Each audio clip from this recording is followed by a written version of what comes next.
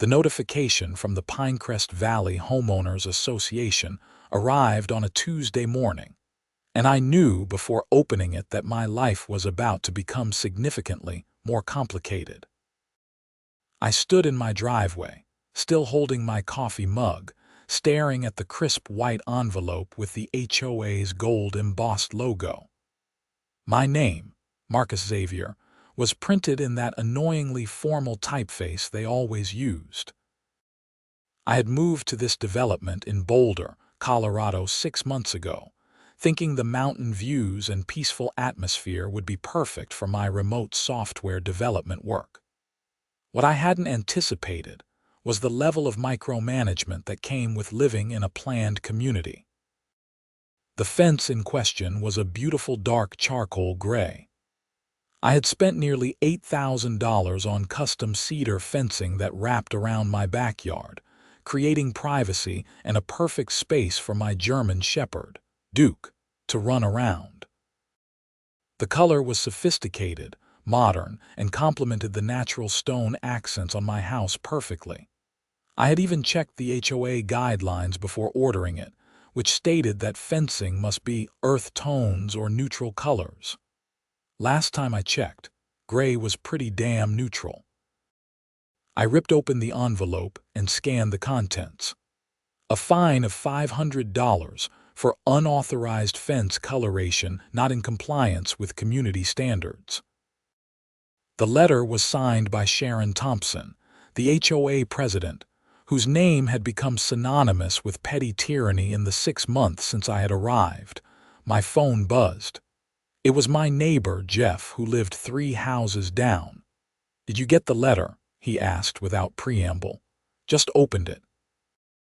$500 for my fence being gray. That's insane. My cousin got hit with a $200 fine last month because his mailbox post was an inch too tall. Sharon's on a power trip. I walked back inside, Duke following at my heels. What can I do about it? These HOA agreements are pretty ironclad. You could fight it at the next board meeting. It's Thursday night at the community center. I had never attended an HOA meeting before, but I marked it in my calendar. $500 wasn't going to bankrupt me, but it was the principle of the thing. I had followed the rules. This felt like harassment. Thursday evening, I drove to the Pinecrest Valley Community Center, a sprawling building at the heart of our development that also housed a gym and pool. The parking lot was surprisingly full. Apparently, I wasn't the only one with grievances. The meeting room was set up with rows of folding chairs facing a long table where the board members sat. Sharon Thompson occupied the center seat, a woman in her late 40s with an aggressive bob haircut and the kind of pursed lips that suggested she had never heard a rule she didn't want to enforce. Flanking her were 4 other board members, all looking varying degrees of uncomfortable. I took a seat near the back and listened as Sharon worked through the agenda with military precision. Someone was seeking approval to plant rose bushes. Someone else wanted to install solar panels. Sharon denied both requests with barely a glance at the applications. When the public comment period opened, I raised my hand. Marcus Xavier, 1847 Meadowlark Drive. I received a fine this week for my fence color. I want to contest it. The guidelines state earth tones or neutral colors are acceptable. Gray is a neutral color. Sharon didn't even look up from her notes. The aesthetic committee determined that your particular shade of gray is too dark and creates a jarring visual contrast with the surrounding properties. The guidelines don't mention anything about shades. They just say neutral colors. Now she looked at me, and her eyes were cold. The board has discretion to interpret the guidelines as we see fit to maintain property values and community standards. Your fence is not in compliance. The fine stands.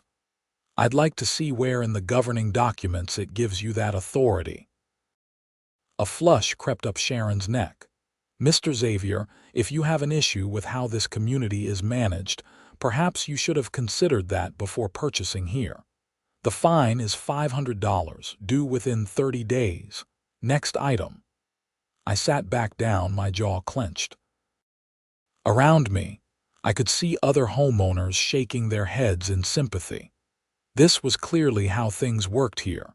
Sharon decided, and everyone else had to fall in line. After the meeting, several people approached me in the parking lot. A woman named Patricia told me Sharon had fined her for having the wrong shade of white on her garage door. An older man named Robert said he'd been battling the HOA for 2 years over a vegetable garden they claimed was unsightly. "She lives at the top of Ridgeview Court," Patricia said. "That's the highest point in the development. Her house has views of the Flatirons and the entire valley. It's worth probably twice what any of our houses are worth, and she treats us like we're damaging her investment." I drove home that night, angry but not sure what to do about it. The HOA covenants were legally binding. I had signed them when I bought the house. Sharon might be unreasonable, but she technically had the authority to fine me. The next morning, I started researching. I pulled out all the paperwork from my home purchase and read through every page of the HOA governing documents, bylaws, and architectural guidelines. There had to be something I could use. That's when I found it. Buried in Section 14 of the Architectural Guidelines was a clause about structures and improvements. It stated that any structure under 6 feet in height that was on a homeowner's property and not visible from the street did not require HOA approval. There were some exceptions for things like swimming pools and sheds, but walls were not specifically mentioned. My property was unusual in the development. Most of the lots were flat and relatively uniform, but mine sat on a slight elevation with a sharp drop-off at the back. Behind my house, the land sloped down toward Ridgeview Court, the street where Sharon and a few other board members lived. From my back deck, I had a view of the Flatirons. But more importantly, the people on Ridgeview Court had been able to see over my property to get their precious mountain views. Until my fence went up anyway. And now an idea was forming. I spent the weekend taking measurements and sketching plans. My property line extended quite a bit further back than most people probably realized, running parallel to Ridgeview Court below. The fence I had installed was only around the immediate backyard. But technically, I could build along the entire back edge of my property. Monday morning, I called a contractor I had found online with good reviews. His name was Tom, and he specialized in retaining walls and landscape structures. "I need a wall," I told him when he arrived to look at the property. 6 feet tall, running the entire length of my back property line. Tom walked the property, taking measurements and photos. "That's about 120 linear feet, 6 feet tall. What material are you thinking?" "Something solid. Concrete blocks maybe, with a stone facade to make it look nice. I want it to look good from my side because I'll be looking at it from my deck." "That's going to run you around $30,000, give or take." I thought about it. $30,000 was a lot of money, but I had savings, and my software consulting business was doing well. More importantly, this was about sending a message. When can you start? I can get permits pulled by the end of the week. Construction could start Monday of next week. Do it. Tom paused. "Just so you know, a wall like this is going to completely block the view for anyone on the street below." "I know," he shrugged. "Your property, your choice. I'll draw up the plans." The permit process moved faster than I expected. The county didn't have any issues with my plans since the wall was on my property and met all the setback requirements. By the following Monday, Tom and his crew were setting up. It took them 2 days before anyone from the HOA noticed. I was working at my home office when I saw Sharon's silver Mercedes pull into my driveway. I watched from the window as she got out, her face already red, and marched to my front door. The doorbell rang aggressively, 3 sharp bursts. I took my time answering, and Duke barked enthusiastically at the visitor. "Mr. Xavier." Sharon's voice was clipped. "You are building an unauthorized structure." "Actually, I'm building a completely authorized structure. I have all the county permits, and according to Section 14 of the Architectural Guidelines, structures under 6 feet on my property that aren't visible from the street don't require HOA approval. That wall is most certainly visible from the street in front of my house." "No, it isn't. It's in the back of my property. The guideline specifically says structures not visible from the street. It doesn't say anything about being visible from other streets or other properties." Sharon's face was turning an impressive shade of purple. The spirit of that guideline is clearly not intended to allow for massive walls that block scenic views. The spirit isn't what matters. The actual written language is what matters.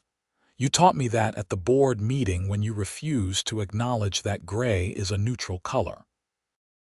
This is not over, Mr. Xavier. The board will be discussing this, and you will be hearing from our attorney. Looking forward to it.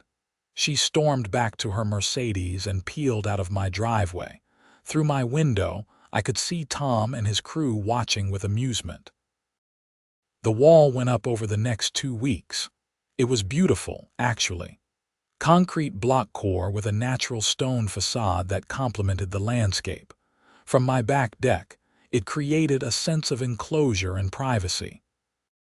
I had Tom install some landscape lighting along the base and planted some ornamental grasses that would eventually soften the look. From Ridgeview Court, I heard, it was a completely different story. Jeff called me one evening, laughing. "Dude, you have to come see this. Sharon is having a complete meltdown. That wall blocks the view from like 5 houses, including hers." I drove down to Ridgeview Court after dark, just curious. The street was indeed at a lower elevation, and my wall, sitting on the edge of my property up the slope, was now a prominent feature. During the day, I imagined it completely blocked the mountain views that had been one of the main selling points for these premium lots.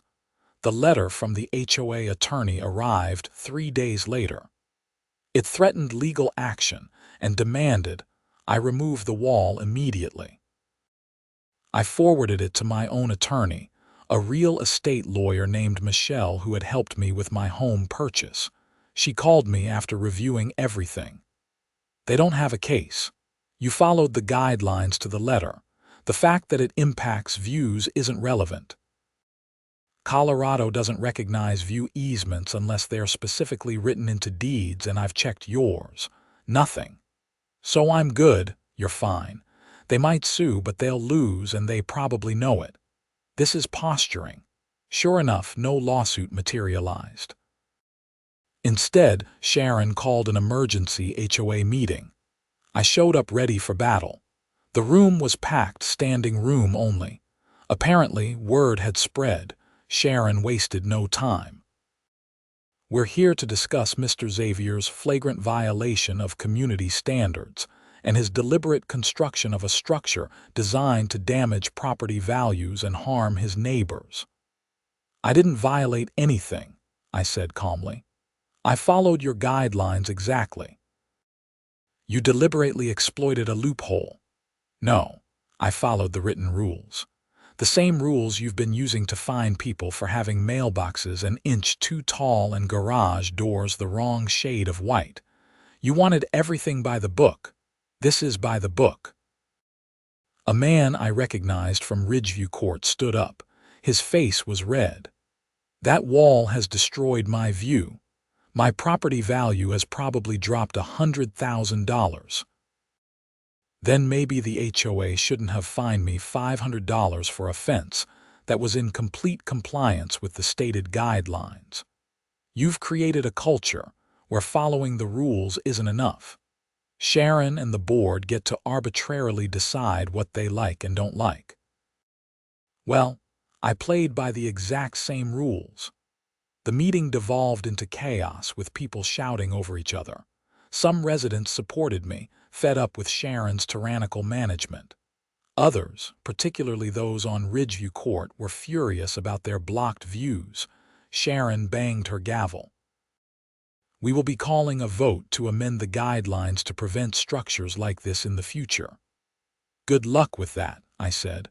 "My wall is already built. Grandfathering would apply." Her eyes narrowed. "We'll see about that." Over the next month, things escalated.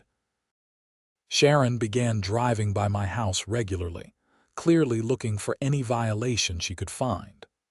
I received a fine for my trash cans being visible from the street on a non-collection day, even though it was collection day, and the trucks just hadn't come yet. I received another fine for having an unauthorized vehicle in my driveway, which was my mother's car when she visited for the weekend. I contested every fine and documented everything. Michelle advised me to keep meticulous records. If this turns into harassment, we'll have grounds for legal action against the HOA. Then things got weird. I came home one afternoon to find someone had spray-painted "asshole" on my wall, the side facing Ridgeview Court. I called the police and filed a report. They took photos and said they'd increase patrols, but without witnesses or cameras, there wasn't much they could do. 2 days later, someone let the air out of all 4 of my tires overnight. I installed security cameras the next day, mounting them to cover my driveway, front yard, and the wall. The system was expensive but worth it for peace of mind. The cameras proved their value within a week. At 2 in the morning, they caught a figure in dark clothing approaching my wall with a can of spray paint. I was asleep, but the motion alerts saved to the cloud. In the morning, I found "remove the wall" painted on the stone facade. But more importantly, I had video footage. The person had been careful to wear dark clothes and a hood, but they had parked on the street, and my cameras caught the license plate clearly. I downloaded the footage and took it to the Boulder Police Department. The officer who reviewed it ran the plate. "Vehicle is registered to a Sharon Thompson," he said. "You know her. She's my HOA president. We've been having disputes." "The person in the video, can you identify them?" "Not definitively. They're covered up, but it's her car."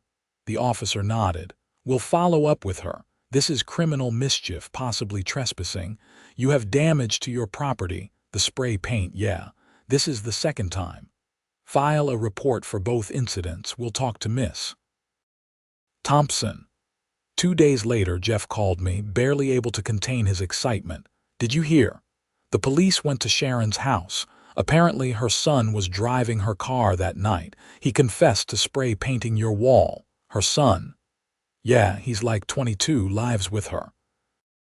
Apparently she's been ranting about you non-stop, and he decided to take matters into his own hands. The cops are charging him with criminal mischief." I felt a grim satisfaction. I hadn't wanted to get anyone arrested, but actions had consequences. The next HOA meeting was tense. Sharon was there, but she looked diminished somehow. Her son's arrest had become neighborhood gossip, and her authority was crumbling. When the meeting opened for public comment, I stood. "I want to address the board about a pattern of harassment I've experienced since installing my wall. I've received frivolous fines, my property has been vandalized twice, and the HOA president's son has been arrested for criminal mischief against my property. I've documented everything, and I've consulted with my attorney. If this harassment continues, I will be filing a lawsuit against the HOA and Sharon Thompson personally for targeted harassment." Sharon's face went white. One of the other board members, a man named David, spoke up. "Mr. Xavier, the board would like to propose a resolution. We'll waive all fines you've received in the past 2 months, and we'd like to work with you on a compromise regarding the wall." "What kind of compromise?" the wall stays, but perhaps we could discuss some modifications, maybe lowering a section or creating some view corridors. I considered it. The wall had served its purpose. It had proven my point. But I also genuinely liked the privacy it provided, and I wasn't interested in helping the people who had made my life difficult for months. "I'll think about it," I said. After the meeting, several residents approached me. Patricia, the woman who had been fined for her garage door, shook my hand. "Thank you. Sharon's needed to be taken down a peg for years." Robert, the man with the vegetable garden, was grinning. "I heard there's going to be a recall vote for the board. People are fed up." That turned out to be true. Within 2 weeks, a petition had circulated calling for a special election to replace the entire HOA board. It needed 20% of homeowners to sign, and it reached that threshold in 5 days. Sharon tried to fight it, claiming the petition violated procedural rules, but the HOA's attorney, apparently tired of her antics, confirmed the petition was valid. The special election was scheduled for 6 weeks out. In the meantime, Sharon's behavior became increasingly erratic. She started sending rambling emails to all homeowners about protecting property values and maintaining standards. She drove through the neighborhood at odd hours, presumably looking for violations. Then she made her biggest mistake. I was reviewing my security camera footage one morning when I noticed something odd from the previous night. At around 11 p.m., Sharon's Mercedes had pulled up to my house.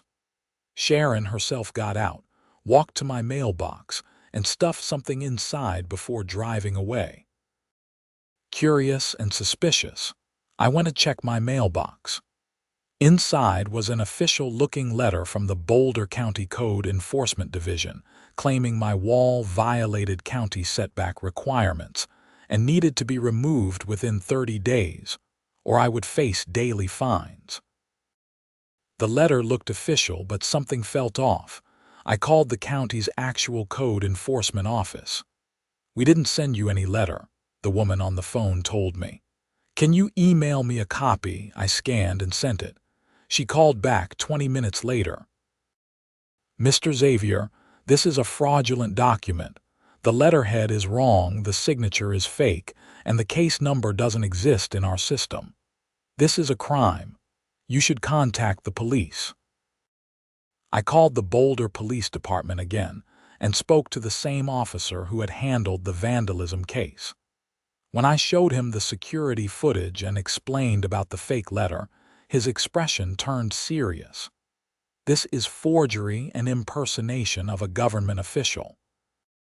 "Those are serious charges. We'll need to bring Miss Thompson in for questioning." I also forwarded everything to the HOA's attorney and to my own lawyer. Michelle called me within the hour. "Marcus, this is bad. Like, really bad for her. She could face felony charges. The HOA is going to want to distance themselves from her immediately." The board called an emergency meeting that evening. Sharon didn't attend. David, the board member who had tried to negotiate with me, announced that Sharon had been placed on administrative leave pending the outcome of the police investigation. "The board wants to make clear that we do not condone Miss Thompson's actions, and we are cooperating fully with law enforcement." The police arrested Sharon 2 days later. I wasn't there, but Jeff called me with the details. Apparently, she had tried to deny everything at first, but the security footage was damning. She had also apparently kept a draft of the fake letter on her home computer, which the police found during a search. She was charged with forgery, criminal impersonation, and harassment. The local news picked up the story, and suddenly, my HOA dispute was a cautionary tale being discussed on Denver area news stations. The special election happened while Sharon was awaiting trial. She had officially resigned from the board, and 5 new members were elected, including Patricia and Robert. The whole tone of the HOA changed almost overnight. One of the new board's first actions was to revise the architectural guidelines to be more specific and less subjective. They also established an appeals process for fines and created transparency requirements for board decisions. Patricia, now the board president, called me personally. "Marcus, I want to apologize on behalf of the HOA for what you went through. That should never have happened. I appreciate that. I also want to say, the board isn't going to ask you to modify your wall. It's your property, you followed the rules, and frankly, you were right about everything. Thank you. That said, if you ever did want to modify it for aesthetic reasons or whatever, we'd be happy to work with you." I thought about it over the next few weeks. The wall had served its purpose. Sharon was facing legal consequences for her actions. The HOA had new leadership that actually seemed reasonable. My point had been made, loudly and clearly, but I really did like the privacy the wall provided. Duke loved the enclosed backyard, and there was something satisfying about looking at it every morning from my deck, a monument to standing up for yourself against petty tyrants. Sharon's trial was resolved through a plea agreement. She pleaded guilty to reduced charges and received probation, community service, and had to pay restitution for the vandalism her son had committed. She also had to resign from all positions in any homeowners association permanently as part of her sentence. Her son received probation for the vandalism charges. The house on Ridgeview Court that Sharon had lived in went up for sale shortly after. According to Jeff, she was moving to a different state to stay with relatives, trying to escape the embarrassment. Life in Pinecrest Valley settled into a new normal. The HOA still existed, still had rules, but they were enforced fairly and reasonably. People could paint their fences gray without being fined. Gardens were allowed as long as they were maintained. The community actually started to feel like a community rather than a dictatorship. I kept the wall. About 4 months after everything had settled down, I was working on my deck on a Saturday afternoon when my doorbell rang. It was a couple I hadn't met before, probably in their 30s. "Hi, I'm sorry to bother you," the woman said. "I'm Emily and this is my husband Mark. We're looking at houses in the neighborhood, and our realtor mentioned you might be willing to talk about the HOA situation." I invited them in and spent 20 minutes explaining everything that had happened. They listened with wide eyes. "So the HOA is better now?" Mark asked. "Much better. New board, new policies, actual accountability. It's not perfect, but it's fair." Emily looked relieved. "That's good to hear. We were worried after reading the news stories." The news stories were about what happens when one person gets too much unchecked power. That's been fixed. After they left, I thought about how strange the whole situation had been. I had moved to Pinecrest Valley looking for peace and quiet, a nice place to work remotely and enjoy the Colorado landscape. Instead, I had ended up in a war with my HOA that resulted in arrests, trials, and a complete upheaval of neighborhood leadership. But in the end, maybe it was worth it. The neighborhood was better for it. People felt more comfortable in their own homes, and I had learned that sometimes standing up to bullies, even bureaucratic ones, was worth the hassle. That evening, I sat on my deck with a beer, Duke at my feet, watching the sunset paint the sky over the Flatirons in shades of orange and purple. My wall, solid and unyielding, stood at the edge of my property, a reminder that sometimes the best way to deal with unreasonable people is to follow their own rules better than they do. Jeff came over for a barbecue that weekend, and we stood on my deck looking out at the view. "You ever regret the wall?" he asked. I thought about it. "No, I mean, it was a lot of money and a lot of hassle, but it was never really about the wall, you know. It was about the principle. Sharon wanted to fine me for following the rules because she didn't like my interpretation. So I showed her that rules cut both ways. You turned into a folk hero, man. People in the neighborhood still talk about it. I just wanted to paint my fence gray and be left alone. Yeah, but you ended up changing the whole HOA culture. That's pretty significant. He was right. Although I hadn't set out to be some kind of revolutionary, I had just been a guy who was tired of being pushed around. The following week, I got a call from a journalist at a Denver newspaper. They wanted to do a story about HOA reform and how homeowners could protect themselves from overreach. I agreed to an interview, figuring it might help other people dealing with similar situations. The article ran the next Sunday with the headline, "How One Homeowner's Wall Brought Down a Tyrant HOA President." It was a fair piece, explaining the situation, the legal issues, and the ultimate resolution. They interviewed Patricia as well, who talked about the reforms the new board had implemented.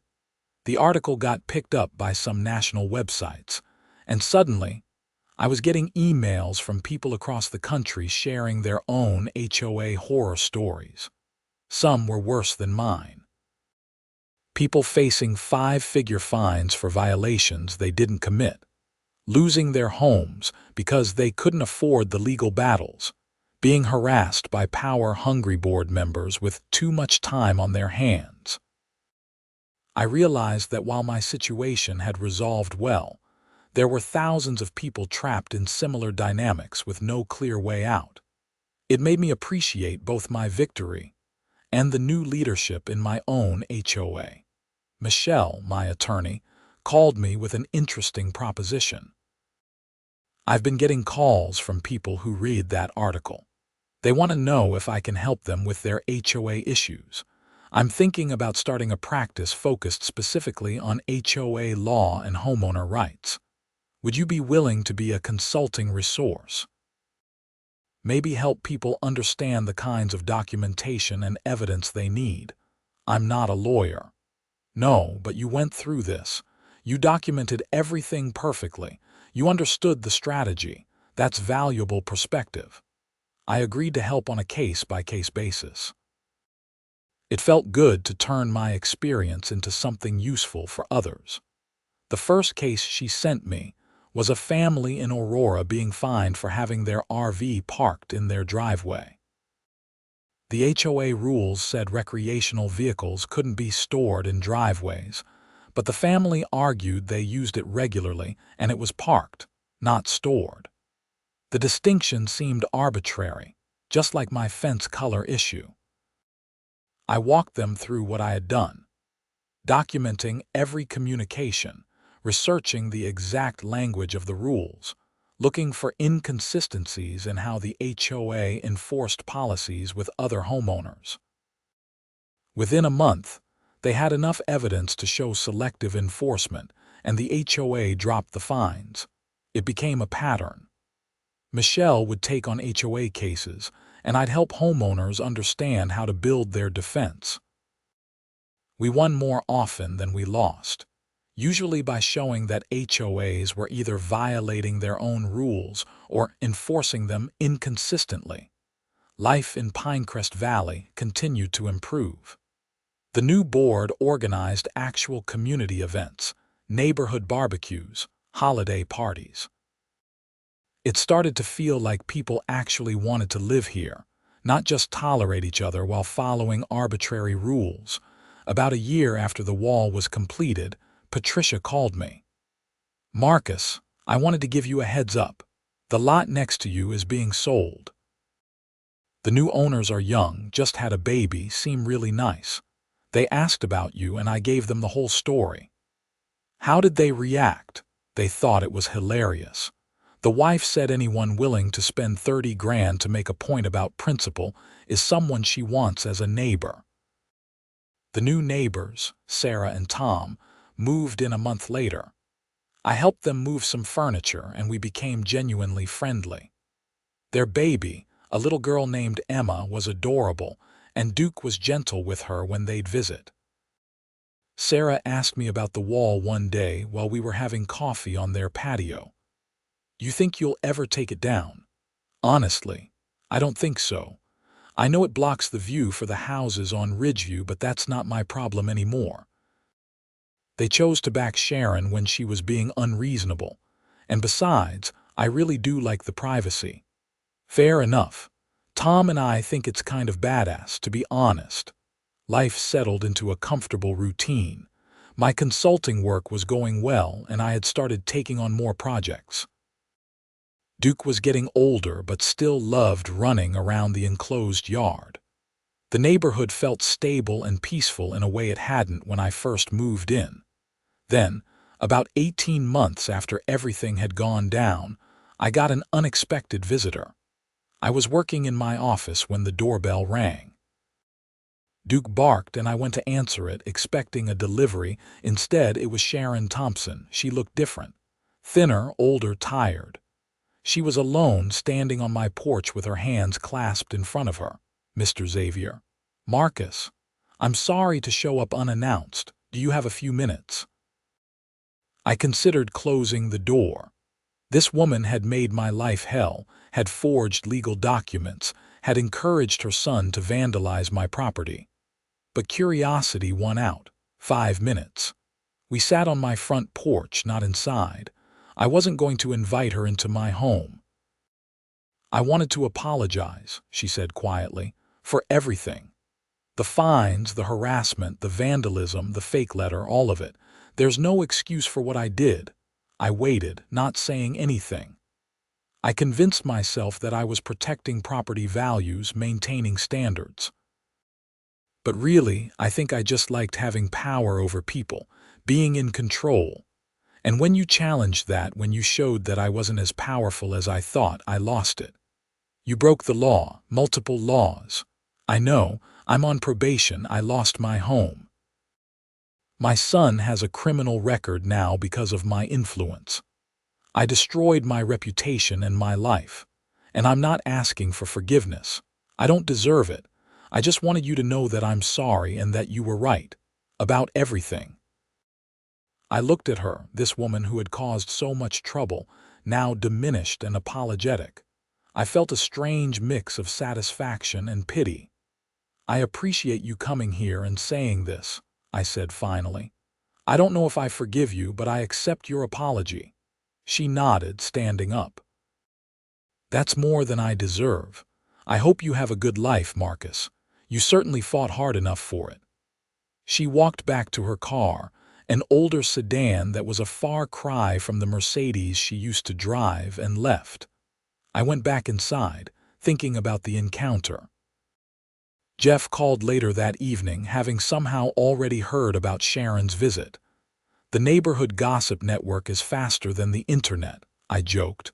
What did she want? To apologize. She seemed genuine.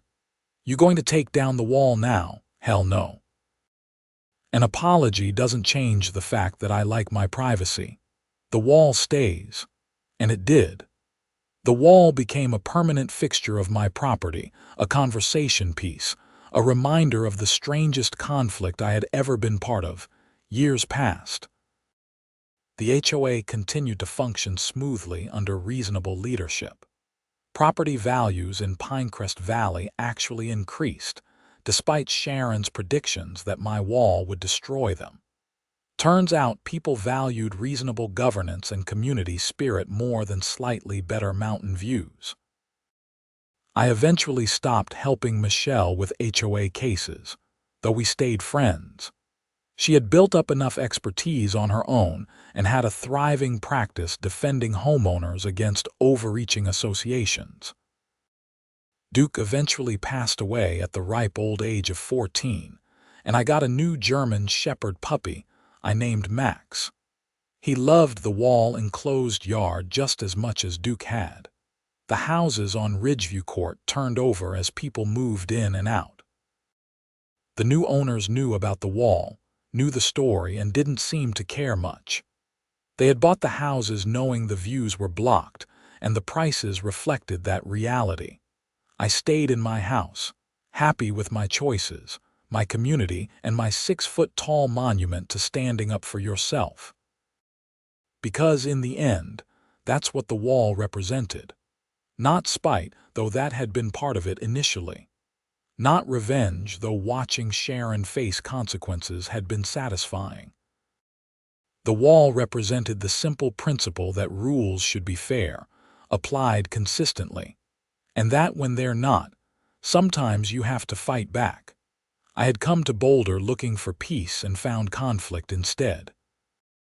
But by standing my ground, by being willing to invest time, money, and energy into defending my rights, I had helped create the kind of community I had wanted in the first place.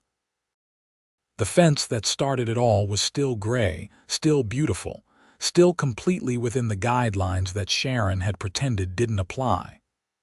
The wall still stood, solid and permanent, a fixture of the landscape. And I was still here in my home, living my life on my terms, which was all I had ever wanted.